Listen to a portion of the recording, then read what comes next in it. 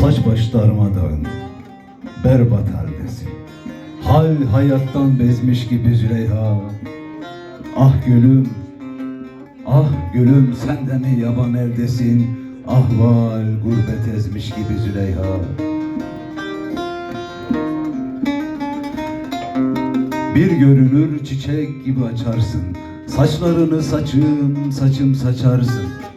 Sonra ürkek keklik gibi kaçarsın, avcıyı sezmiş gibi Züleyha.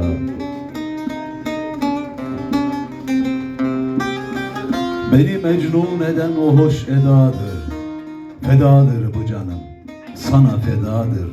Varlığın gözümde koca bir dağdır, baştan başa gezmiş gibi Züleyha.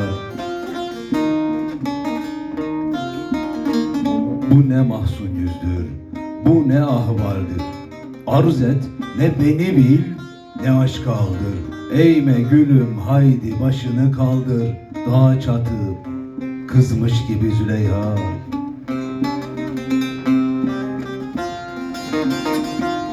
Kaldırıp başını derdin ne desen, bir ekmek derdiydi, şimdi bir desen. Örüldün ömrüme sen desen desen, Tanrı bana yazmış gibi Züleyha. Ki artık alemde bu aşkın mahut, tenimde her zerrem bilahare kut.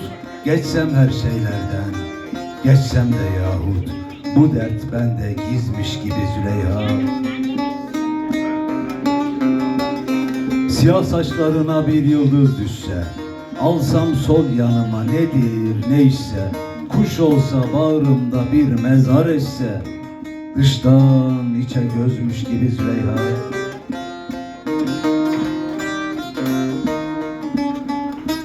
Bir iklim belirse içimde hey yar, ben desem hüzündür, sen desen bahar. Tayfunlar kopuyor sanki sonbahar, gün kudurmuş, azmış gibi Züleyha. Üşütürken mevsim tenimi yer yer, gül yüzünü bahçe, bağlardan göster. Zemheri döşüne bir buse dişer, mevsim bahar, yazmış gibi Züleyha. Yürürken izine basa basa ben, vakfeyledim gönlü ömre mahsuben. Dönüp benden öte beni de görsen, bade içi sızmış gibi Züleyha.